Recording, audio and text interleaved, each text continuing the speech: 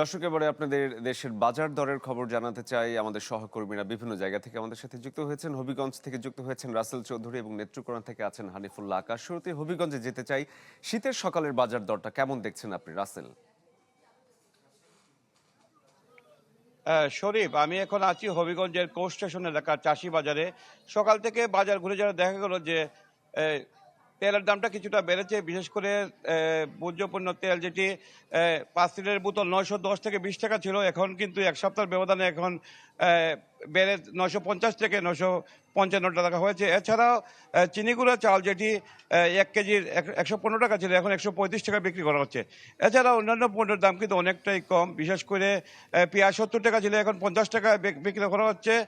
এবং ডাল যেটি মোটা ডালটি 110 টাকা ছিল, এখন 90 টাকা বিক্রি করা হচ্ছে।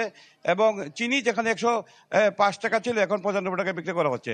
এছাড়া অন্যান্য দামও কিন্তু স্বাভাবিক রয়েছে। অন্যান্য পণ্যের দাম বিশেষ করে রসুন 140 টাকা, আদা 160 টাকা বিক্রি করা হচ্ছে, এবং জিরা 600 টাকা কেজিতে বিক্রি করা হচ্ছে। এছাড়াও চালের বাজারে কিন্তু স্বস্তি রয়েছে। চাল যেটি 29 চাল যেটি 50 কেজির বস্তা বিক্রি করা হচ্ছে 2800 টাকাতে। এবং মিনিকেট চাল যেটি এটি বিক্রি করা হচ্ছে 3200 টাকা, এবং নাজির চাল 136 টাকা বিক্রি করা হচ্ছে। আসলে বাজার সবকিছুর দামই কিন্তু এখন মোটামুটি স্বাভাবিক রয়েছে। তবে সাধারণ মানুষ মনে করেন যদি বাজার মনিটরিং করা হয় তাহলে আরো কিন্তু দাম হাতে নাগালে থাকবে। শরীফ। রাসেল, ধন্যবাদ আপনাকে। এবারে যেতে চাই নেত্রকোনায়, সীমান্তবর্তী জেলা নেত্রকোনা। বাজার দরের চিত্রটা যদি আমাদের বলেন একটু। শরীফ,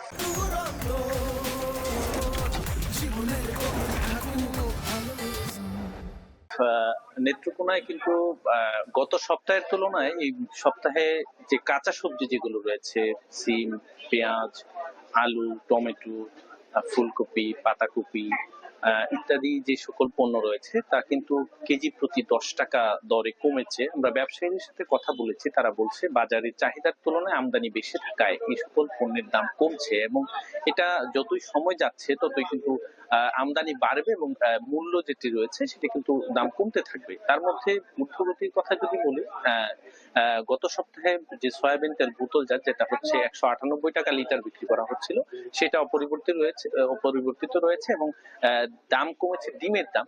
হাঁসের ডিম 70 টাকা হালি ছিল গত সপ্তাহে, এটি কিন্তু 65 টাকা হালি। এবং লাল ডিম যেটা 40 টাকা ছিল গত সপ্তাহে, সেটি আজকে কিন্তু 35 টাকা কেজি দর।